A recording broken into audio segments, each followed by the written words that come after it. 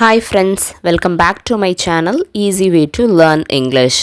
So இன்றைக்கி நம்ம என்ன பார்க்க போகிறோம் அப்படின்னா ரிஃப்ளெக்சிவ் அண்ட் எம்ஃபேட்டிக் ப்ரொனவுன்ஸ் அதை பற்றி தான் பார்க்க போகிறோம்.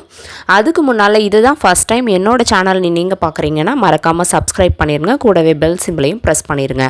நான் இங்கிலீஷில் இருக்கக்கூடிய எல்லா கிராமர் டாப்பிக்குமே தமிழில் எக்ஸ்பிளைன் பண்ணிகிட்ருக்கேன், எஸ்பெஷலி ரென் அண்ட் மார்ட்டினோட கிராமர் புக்ஸ். ஷாப்பிங் பண்ண போகிறதே ரிலாக்ஸாக இருக்கணும் தாங்க.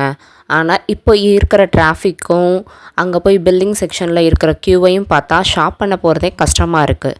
ஸோ அதுக்கு ஒரு ஈஸியான வழி தான் ஆன்லைன் ஷாப்பிங். இதில் பை மோட் அப்படின்ற ஒரு ஆப் இருக்குங்க. அதோட லிங்க்கை நான் டிஸ்கிரிப்ஷனில் தரேன். இந்த ஆப்பை டவுன்லோட் பண்ணி நீங்கள் யூஸ் பண்ணிங்கன்னா 20% டிஸ்கவுண்ட்டோட எல்லா பொருட்களையும் நீங்கள் பர்ச்சேஸ் பண்ணிக்கலாம். நவுன்ஸ், அதுக்கு கீழே ப்ரொனவுனோட ஒவ்வொரு சின்ன சின்ன பாட்டையும் நம்ம தனித்தனி வீடியோஸாக பார்த்துட்டே இருக்கோம். ஸோ இன்றைக்கி இந்த வீடியோவில் என்ன பார்க்க போகிறோம் அப்படின்னா ரிஃப்ளெக்சிவ் அண்ட் எம்ஃபேட்டிக் ப்ரொனவுன்ஸ் அதை பற்றி தான் பார்க்க போகிறோம். ஃபஸ்ட்டு நான் ரிஃப்ளெக்சிவ் ப்ரொனவுன்னா என்னன்னு ஷார்ட்டாக சொல்லிடுறேன்.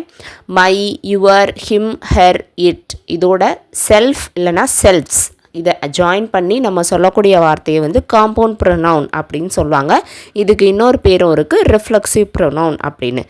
ஏன் அப்படின்னா ஒரு சப்ஜெக்ட் செய்யக்கூடிய ஆக்ஷன் அது மேலேயே, அந்த சப்ஜெக்ட் மேலேயே ரிஃப்ளெக்ட் ஆகுது. அதாவது டூயர் ஆஃப் த ஆக்ஷனும் ரிசீவர் ஆஃப் த ஆக்ஷனும் சேமாக இருக்காங்க அப்படின்னா அந்த இடத்துல நம்ம ரிஃப்ளெக்சிவ் ப்ரொனவுன் யூஸ் பண்ணுவோம்னு அர்த்தம். இதுக்கு ஒரு எக்ஸாம்பிள் சொன்னால் இன்னும் கிளியராகவே உங்களுக்கு புரியும். ஐ ஹர்ட் மை செல்ஃப், நான் என்னையே காயப்படுத்தி கொண்டேன். இதில் செஞ்சது நான் தான், அதோட ஆக்ஷனோட விளைவை ரிசீவ் பண்ணதும் நான் தான். ஸோ டூயர் ஆஃப் த ஆக்ஷனும் நான் தான், ரிசீவர் ஆஃப் த ஆக்ஷனும் நான் தான். ஸோ அந்த மாதிரி இடத்துல இந்த மை செல்ஃப் நான் யூஸ் பண்ணியிருக்கேன் இல்லையா, இதை தான் ரிஃப்ளெக்சிவ் ப்ரொனவுன் அப்படின்னு சொல்லியிருக்காங்க. இதே எம்ஃபேட்டிக் ப்ரொனவுன் ஒன்று இருக்குங்க. அதுவும் இதே தான், my self, her self, your self, him self use பண்ணுறது தான். ஆனால் இங்கே மீனிங் கொஞ்சம் சேஞ்ச் ஆகும். எப்படி சேஞ்ச் ஆகும்னு கேட்குறீங்களா? இந்த சென்டென்ஸை ரீட் பண்ணி காட்டுறேன், அப்போ உங்களுக்கு புரியும். ஐ will do it my self, இதை நானே தனியாக செஞ்சிருவேன், இதை என்னாலேயே செய்ய முடியும் அப்படின்னு நம்ம செய்யக்கூடிய ஆக்ஷன் வேறு ஒன்றா தான் இருக்கும். அது நம்ம மேலே ரிஃப்ளெக்ட் ஆகாது.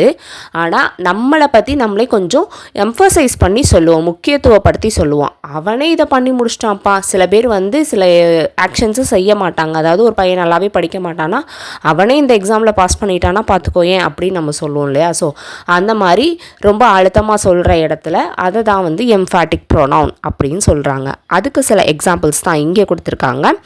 ஐ will do it myself, you yourself can best explain, I was told so by the teacher himself, they themselves admitted their guilt. இதில் பாருங்களேன், தெம்செல்வ்ஸ் அப்படின்னு கொடுத்துருக்காங்க. SELFன்னு முடிகிறது சிங்குலர் செல்ஃப். இதே ப்ளூரல் சப்ஜெக்டை நம்ம பேசிகிட்டு இருக்கோம் அப்படின்னா செல்ஃப்னு இருக்குது செல்ஃப்ஸாக மாறும். அதாவது எஃப் எடுத்துகிட்டு VES ஆட் பண்ணணும். நான் இப்படி சிங்குலர் ப்ளூரலில் நம்ம FEயில் முடிகிற வேர்ட்ஸை VES ஆட் பண்ணமோ அதே மாதிரி தான் இங்கே செல்ஃப்னு இருக்கிறது செல்ஃப்ஸாக மாறும். ஸோ உங்களுக்கு இந்த ரெண்டுத்துக்கும் உள்ள வித்தியாசம் புரிஞ்சிருச்சுனாலே இது ஐடென்டிஃபை பண்ணுறதும் யூஸ் பண்ணுறதும் ரொம்ப ஈஸியாகவே இருக்கும். இப்போ இதில் ஒரு எக்ஸசைஸ் கொடுத்துருக்காங்க, அதோட ஆன்சர்ஸ் நம்மளால் கண்டுபிடிக்க முடியுதான்னு பார்க்கலாம் வாங்க. ஃபஸ்ட்டு சென்டென்ஸ் பார்க்கலாமா?